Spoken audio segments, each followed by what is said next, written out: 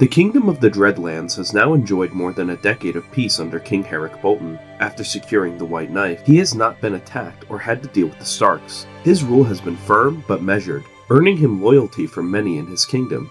His reputation has also increased when he provided war widows extra provisions in the long winters, further cementing his reputation as a pragmatic but not unkind ruler. Not all Boltons are as vile as others, it seems. Yet despite this peace, the Red King has ensured that his army has grown in size, and though no new wars have broken out, few can say with certainty what Herrick's true intentions are. The Dreadfort stands watchful. The flayed man casts a shadow over the entire north. King Rylan Umber rules the last lands with his brother Hohen Umber as his right hand.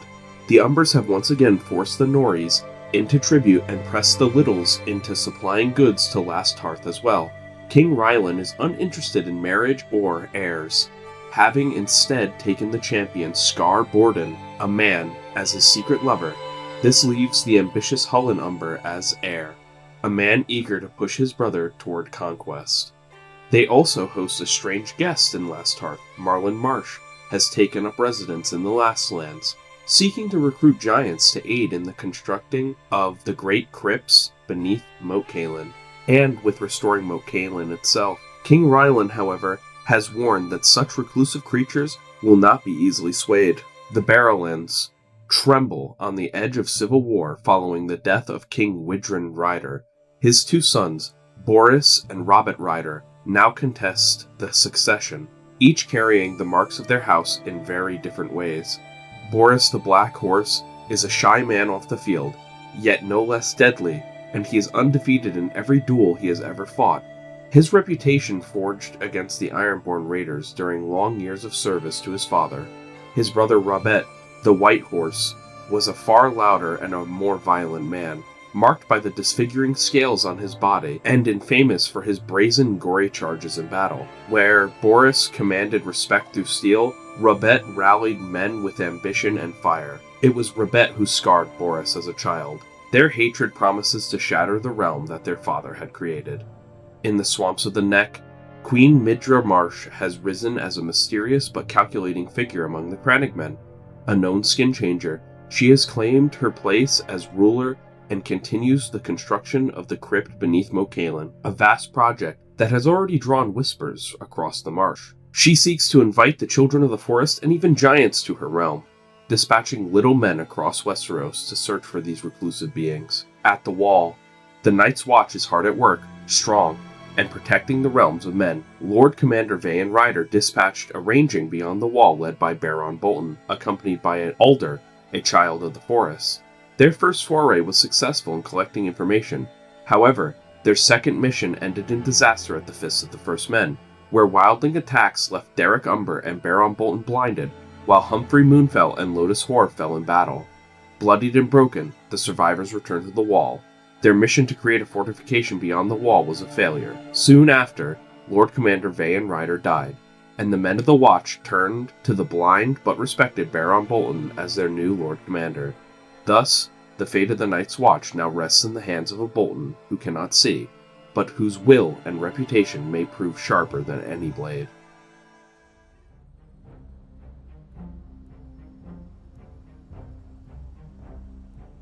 Arthur Royce, son of King Russ Royce, has made a bold declaration that has stirred the hearts of the First Men throughout the Vale. Before a great weirwood, and in the presence of other First Men kings and lords, Arthur swore to cast out the Andals when his time comes to rule. His pledge to return House Royce to its ancient roots was met with a thunderous acclaim, with many chieftains and kings viewing him as a symbol of a renewed defiance against the Andal encroachments in the Vale. King Russ Royce himself has taken quieter but notable steps in his reign, introducing a rudimentary coinage system to his kingdom after his victories in the north, seeking to strengthen Runestone's influence through commerce.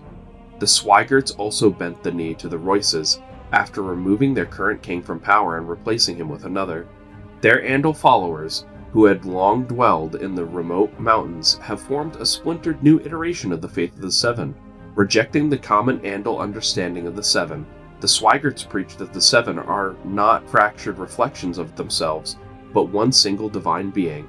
Their heretical beliefs have drawn sharp condemnation from the other Andal lords of the Vale, and their doctrine has already sown discord among the faithful. For the First Men, however, such divisions among their enemies may prove useful. King Lorien Hersey has taken far harsher stances in his own lands after his defeat to the Swiggerts and the Royces. A devoted champion of the Faith of the Seven, Hersey has launched campaigns of forced conversions, punishing any who will still cling to the old gods. In his eyes, there can be no tolerance for the First Men's weirwoods or their ancient ways. This zealotry has only deepened the divide within the Vale, setting the Herseys firmly against not only their First Men neighbors, but also those Andals whose interpretations of the faith does not align with his own. He awaits the arrival of more Andals from Andalos with the intention of spreading his power and position in the Vale, and to spread his faith and snatch victory from the jaws of defeat.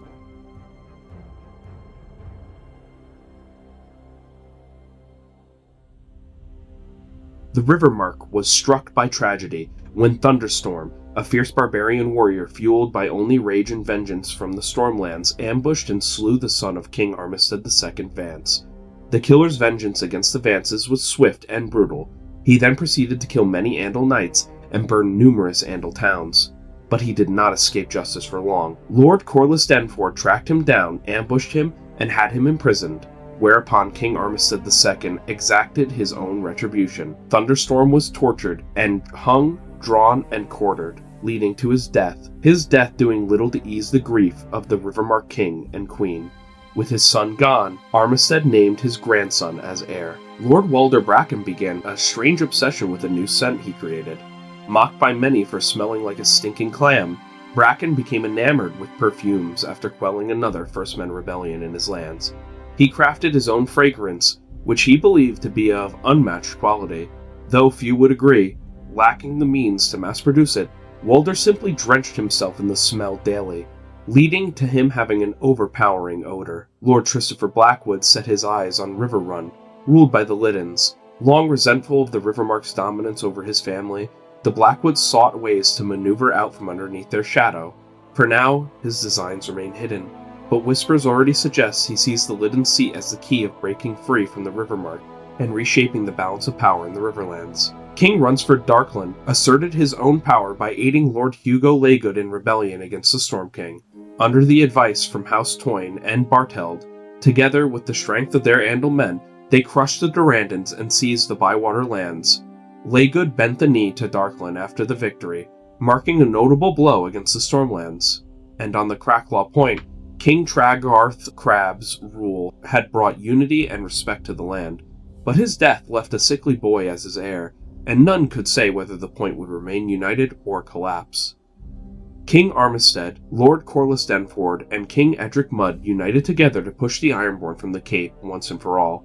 The Riverlander Alliance marched against the Ironborn at the urging of Corlys Denford.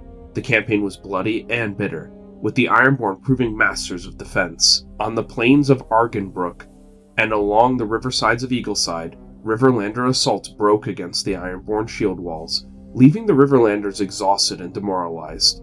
It was only when Prince Sam Greyjoy struck out against the Mallister, Marbrand, and Mudd Vanguard at Beckbrill, leaving them in a dangerous and exploitable position. The Ironborn were defeated in battle by the Mallisters, Marbrands, and Mudds.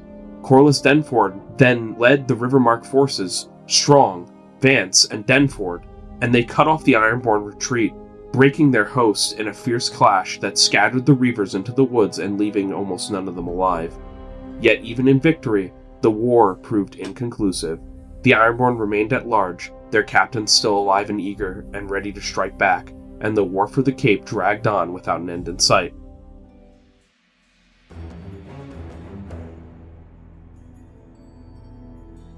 The Ironborn were eager to aid the Baneforts in their rebellion against the Lannisters, but the wounds of their recent defeat in the last war against the Riverlands had not yet healed. The disaster at Seaguard had left their strength diminished, and before Victarion Volmark could send ships south, grim tidings arrived of the Banefort's destruction at Castamere. The Ironborn turned inwards afterwards, fortifying their hold over the Cape, which they still controlled the northern provinces of, ensuring its defenses so that it would not fall too easily. Even as the northern Cape was strengthened, longships prowled farther than they ever had before, Ironborn captains sailed eastward down the Trident and along the coasts no Reaver had ever dared to explore before, exploring the Vale and the eastern shores of the north.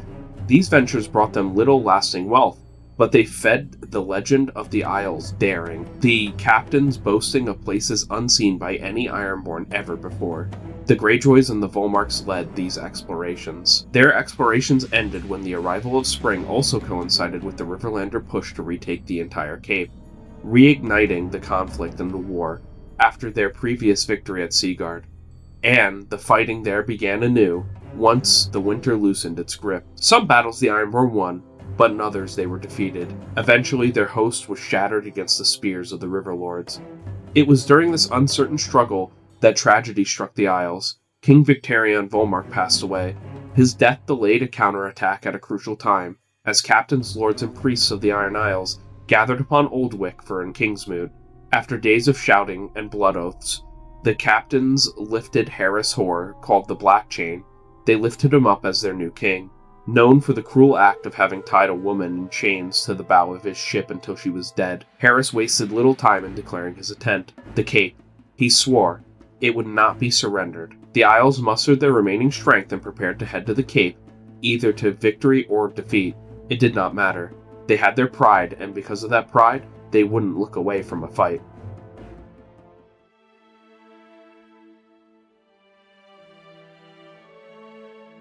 The Rock remained under the nominal control of King Gerald II Lannister, but his drunken excess left true governance in the hands of Lord Robert Risley, the Regent of the realm. The Bane Forts had turned to dark sorcery and the Deep Ones, raising a host of undead thralls to march upon Castamere itself, empowered by the dark, deep forces of the ocean. Mordred Banefort aimed to become the Hooded King, as his ancestors had once done. The living dead swarmed against the walls of Castamere, but Robert Risley answered them by leading a thunderous cavalry charge from the south into the heart of the Horde. Against all odds, he cut through the Banefort ranks and shattered the necromantic host at Castamere, slaughtering the thralls until the bodies were stacked so high that the ground beneath their feet could no longer be seen. Seizing the moment, Risley pressed the counterattack northward, castle by castle, rooting out the Banefort menace and slaying those who bound themselves to the Deep Ones. Mordred Banefort, the master of the undead, fell by Risley's hand. Mordred's son, Melwas Banefort, betrayed his father to alert Risley of Mordred's plans, and was rewarded with his family's lordship, ascending as the new Lord Banefort under Lannister rule after Mordred's defeat. At the same time, the Bronze Clansmen of the mountains rose against the Lynnettes of the Rock and the Braxes of the Rivermark, driven to vengeance by the cruelty of Lord Lynette's late father.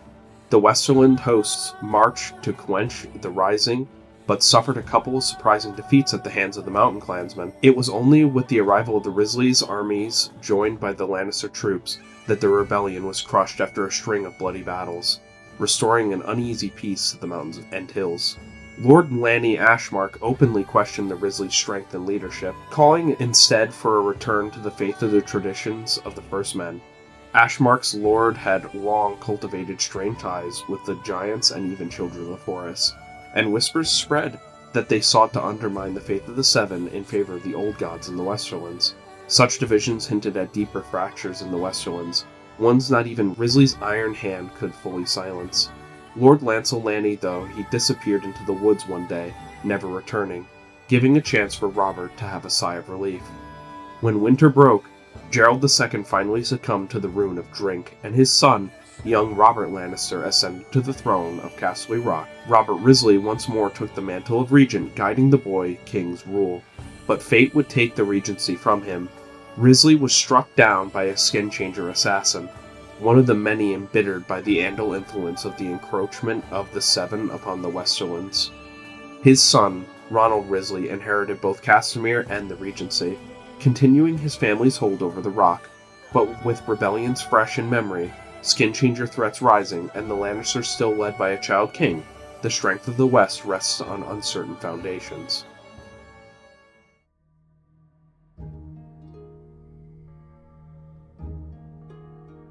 Civil war erupted in the Reach when Green Gardener, a strange figure said to be born of a gardener woman and a child of the forest, rose in rebellion. He sought to restore the Reach to the old gods and cast off the growing power of the Andals. To seize power, Green arranged the assassination of King Garland III Gardner, luring him into the bed of a child of the forest who slew him in the night in the middle of a field. With Garland dead, Green marched upon Highgarden, supported by the Peaks and Lord Ellard Meadows, the same lord who had once killed a Gardner king in single combat. The Tarleys stood firmly against him, calling the rebellion an abomination. The fall of Highgarden was swift. Garland's brother, Gawain, was slain in the fighting, while Galain and Garth Gardner fled south.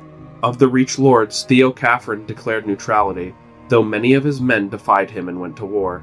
His eldest son and heir, Maros Catherine, proved to be a bold commander in the upcoming conflict for the White faction, but he would eventually die after wounds festered after a battle. Lord Edgar Hightower and other powerful houses also rallied around Garth Gardner, raising the white hand banners in his name.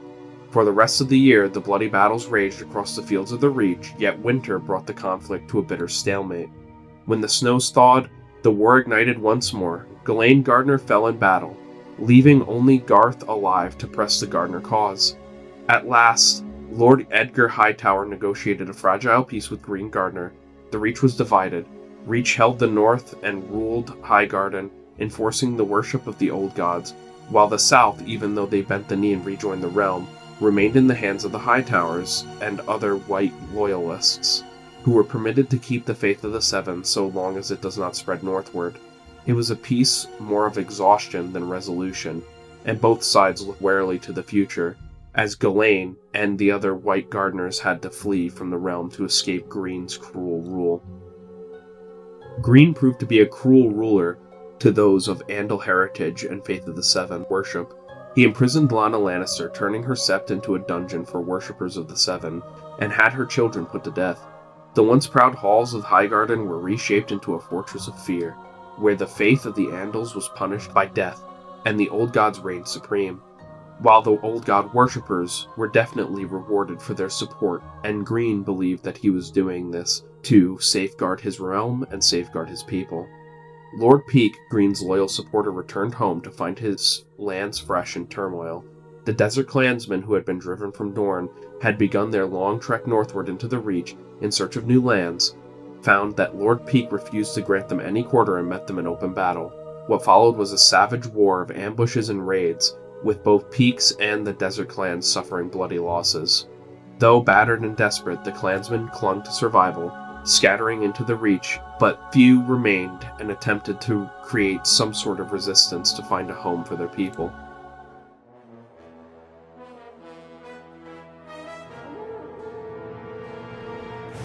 King Baron Durrandon marched south and met with Lord Harris Dondarrion to conduct a raid into Ironwood territory, but the attempt ended in failure. They brought battle to the Ironwoods, but they were defeated in the Red Mountains outside of Castle Will. While the Stormlanders reeled from this setback, chaos erupted at home. The Andal Lord Carl and Uller rose in rebellion, overthrowing the Blacktides on Tarth and seizing the island for himself. Driven from their seat, the Blacktides fled to the Storm's End. They asked King Baron for aid in reclaiming their ancestral home. While one Andal Lord claimed Tarth in rebellion, Hugo Laygood declared independence from the Stormlands at the same time. He bent the knee to the Dusk Kings of Duskendale, who aided him in his defiance. The Storm Lords marched against him, but were decisively beaten at the Battle of Bywater, where the Durrandon host was defeated in the forests of the surrounding castle. Laygood and his Duskendale allies then seized the Bywater after their victory, cementing their triumph and leaving King Baron humiliated. Winter then came and passed, and still the others ruled Tarth. Nearly a decade passed before King Baron finally mustered the strength to strike back. With the Stormlands united behind him, he led an invasion of the island, crushing the Uller forces and restoring the Blacktides to their rightful seat. It was a long-delayed but much-needed victory. Amid these struggles, the Mertens of the Marches rose in prominence. Hugo Mertens was granted lands in the stormy borderlands before all of these conflicts, sworn to the Swans and the Durrandons, ever watchful of Dornish incursions. His kinsman Robert Mertens, devoted to the Green Queen, completed his grand pilgrimages around Westeros, only to meet a sadly grim fate. After founding Palespear and the hamlet of Halfton, he sought a parley with giants that were said to dwell in the nearby mountains. Robert and most of his men, however, were slain by the giant, though the survivors managed to kill the beast. For their valor, they were raised into nobility and granted holdings in Halfton. The Stormlands, though scarred by war and rebellion, endure. Resentment against the Andals runs deep, both within the kingdom and beyond its borders, as Baron and his bannermen dream of regaining what was lost. The Green Queen still rules vigilantly over her Rainwood domain, watching and waiting as the Stormlands teeters between defiance, renewal, and the threat of Andal encroachment.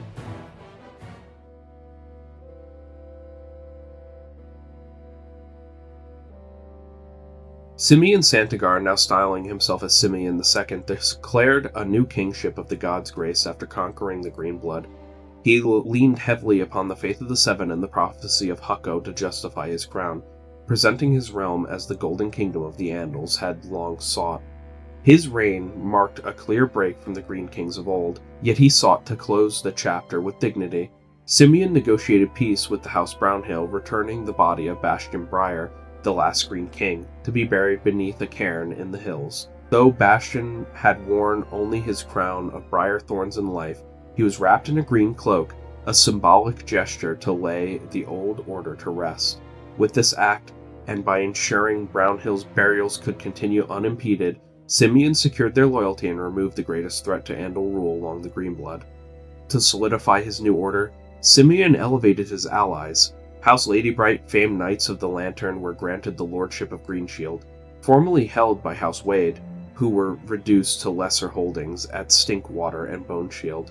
Lord Philip Ladybright himself placed the crown upon Simeon's brow, as the old castle at the Greenblood mouth was renamed Lamplight. From there, light was cast out on the growing town of Greentide, as Septon spread the faith of the Seven among the people. With these changes, House Santagar appeared poised to provide the Andals with their true and stable homeland in Dorne. Dagos Dane returned home from the wars along the Greenblood. When the Reach was torn apart by its civil war, he seized the moment to raid the lands of House Tarley. Striking deep into the marches, neither side achieved a decisive victory against one another. The Danes and the Tarleys traded victories and defeats, but Dagos proved his house's enduring strength by striking at the Tarleys. Back at Starfall, he then rekindled his bond with his beautiful witch wife Adilla, whom he cherished deeply. With Dagos finally home from years of campaigning, Adilla soon carried another child of his, ensuring the Dane legacy would continue. The Ironwoods, proud after their successful defense of their lands against the Stormlands, watched these shifts uneasily. God's Grace's expansion now bordering their lands troubled them, particularly as many of their own vassals were Andals. For now, the Ironwoods kept their peace, wary but content to consolidate strength after their costly clash with the Durandons. The uneasy balance, however, left a lingering question of how long the Blood Royals could contain Andal encroachment at their gates. The Drylands and the Corgyles maintained their alliance. The Drylands, mindful of their vulnerable position, sought to protect their realm from any sudden attack, while their ties to the Ironwoods, through marriage, offered some reassurance. For now, the southern Dornish houses held to a wary calm, but between the rise of Simeon's Golden Kingdom at God's Grace and the ambition of the Danes, the balance of the power in Dorne had shifted once again. The questions remained whether this balance would hold or if it would shift numerous times again in the future, whether the sands of Dorne would soon be stirred again or would calm themselves.